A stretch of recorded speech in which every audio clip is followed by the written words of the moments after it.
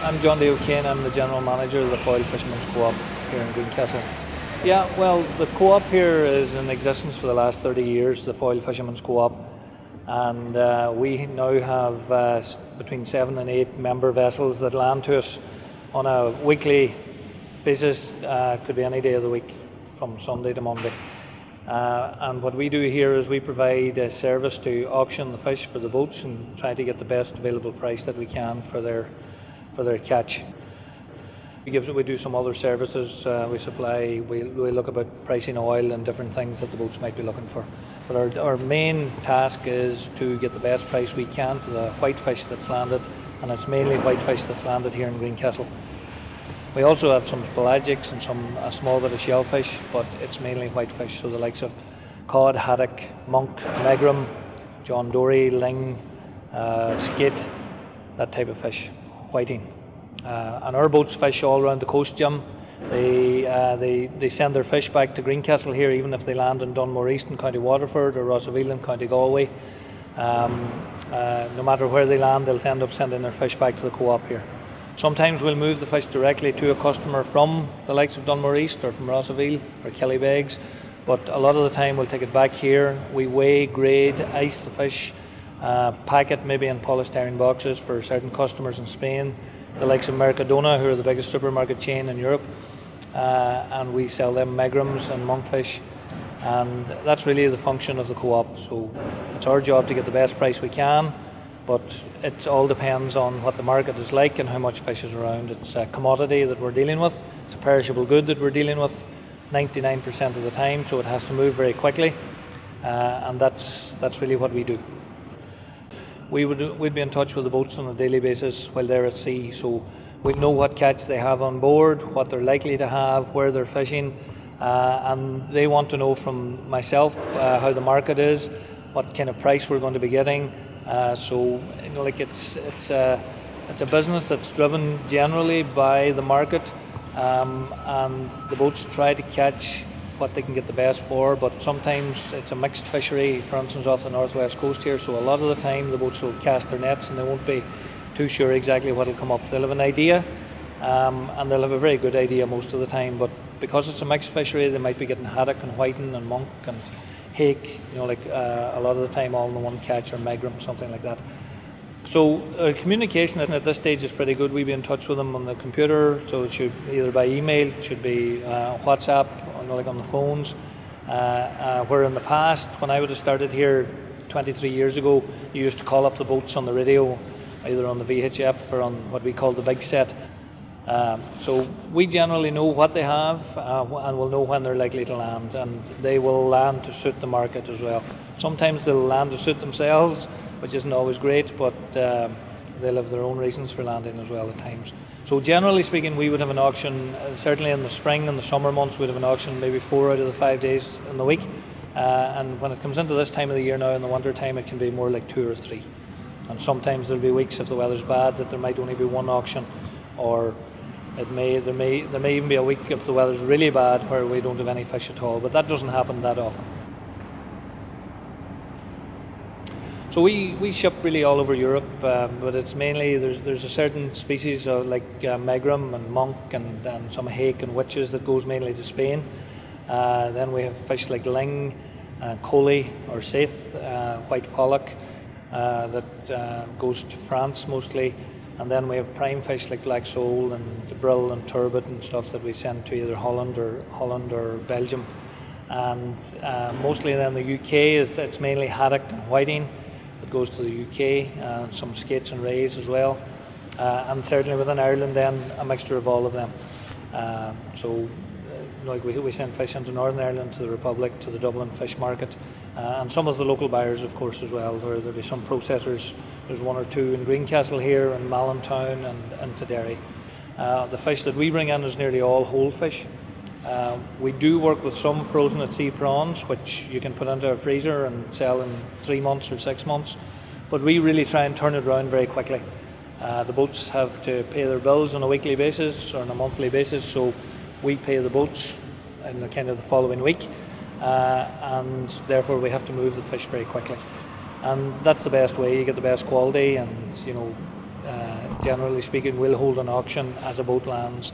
So we don't actually have like a set time for an auction, maybe in the morning. It just depends, because Greencastle is tidal and the boats have to come in on the tide most of the time. We'll just call an auction as and when we see fit, which is most days, as I say, in the summertime. Well, there's been huge changes, really huge. When I started out, there was a lot more smaller boats, in the harbour. Even at that stage, everybody was saying fishing's finished, it's going to be done, and that was 23 years ago. And if you meet somebody walking along the pier today, they'll tell you the exact same thing. But the industry is very resilient, so it is. It meets challenges head on, and there's been a huge amount of challenges over the years. As I say, whenever I was starting here, the logbooks were only coming into play. You used to come in and land whatever you wanted. You didn't have to record anything. There was, the gear that was used. There's been big increases in mesh sizes in the gear to try and make sure that we have a stock for the future, for the next generation of fishermen that are coming along. We had days at sea where you were only allowed a certain amount of time at sea throughout the year. We've had huge changes in quotas. As I say, there was a quota put on a lot of species where in the past, you were allowed to land whatever you wanted of those species. We've electronic logbooks now, so when the boats leave here, they have to have their logbook turned on. It used to be a paper logbook that you used to have to fill in, and before that there was no logbook at all. Now the boats are tracked everywhere they go, from the minute that they leave to the minute that they come back. So there's been huge advances in technology over the period, in both the catching sector and the requirements through legislation that the boats have to comply with, which is all handed down from Europe. Some of them good, some of them not so good, but it is what it is, I suppose. This is the way that it is. We've seen changes in the market as well. There's a lot more now. We're selling directly to supermarkets, where in the past it would have been mainly just to local processors or to the Dublin fish market or whatever. Ourselves here, this co-op here was built 28, 30 years ago. And that was a big step at the time. So it was a huge undertaking. There was another co-op in Greencastle, the Greencastle Fishermens CoOp. That was still open at that stage, and it was still open when I was here, when I started 23 years ago, and probably closed maybe 12 or 15 years ago. So there was two co-ops for a long time in Greencastle. We're now in the process of building another new co-op that we're just at the tender process at the moment. We have some enablement work, so hopefully if you're back here in 12 months you'll see a completely new co-op built, and this building that we're standing in here now is going to be taken away. And so that's another advancement, and the reason that we're having to do that is it's to hold on to our markets. It's because of health and safety, it's because of food safety, and those are all big advancements that have come along over that period of time. And a lot of those are very good, in that we now can, our product is traceable right from the moment it's caught right until the consumer eats it, so right through the whole chain, and that's progress. That's a good thing. There's been a lot of challenges over the years. As I said, it's a very resilient industry. However, I often wonder how it is so resilient, and I suppose it's down to the fact that the people of Greencastle, the fishermen that are members of our co-op, they're brought up in this way, and it's a way of life. Personally, I'm from Cairn, and I was never, I had no background in fishing at all, but I've made a career out of it here in Greencastle. These people are raised with it, and that's why it's a way of life, and it's a very good way of life, and it's a skill set that it would be desperate if it was lost. And over the years, it's been teetering on the edge that fishing could become a skill that's lost. There's less and less net menders than there used to be, and there's less boats. I suppose our boats have got bigger. We still land the same amount of fish. That we did, or maybe more in terms of value than we did way back when. But the resilience within the local community, the resilience within the industry, countrywide, is fantastic through all the different battles that they've had to put up with. And again, we're now faced with another challenge in Brexit. And that's massive for us, because a lot of the waters that our boats fish in are so-called UK waters, if you like, and it's the same for the people in Killybegs, the boats in Killybegs. And these are major challenges that that we're having to face all the time. And I suppose one of the massive challenges that we've had over the years as well is the increase in the price of fuel to keep the boats going, which is a real challenge. Before these boats go out, they have to pay a lot just to fuel up the boats, and before they catch any fish at all. So we obviously see a future here in Greencastle. That's why we're building a new co-op. But it's never easy. It's a difficult game to be at. The guys at sea deserve a lot of credit because they're keeping a skill set going that has been traditional and keeps local coastal communities alive. And it's not an easy way of life. I have an office here in Greencastle that doesn't move. I can go up and sit down at my desk and it doesn't move. Their office is bobbing up and down at all times, and especially at this time of the year, the conditions that they fish in are tough. And the men deserve an awful lot of credit because they're providing jobs locally and they're keeping the co-op going here. There's 2 or 3 jobs ashore for every 1 job at sea, and that's a testament to them, that they're willing to put up with the hardship over the years to keep industry alive here in Greencastle.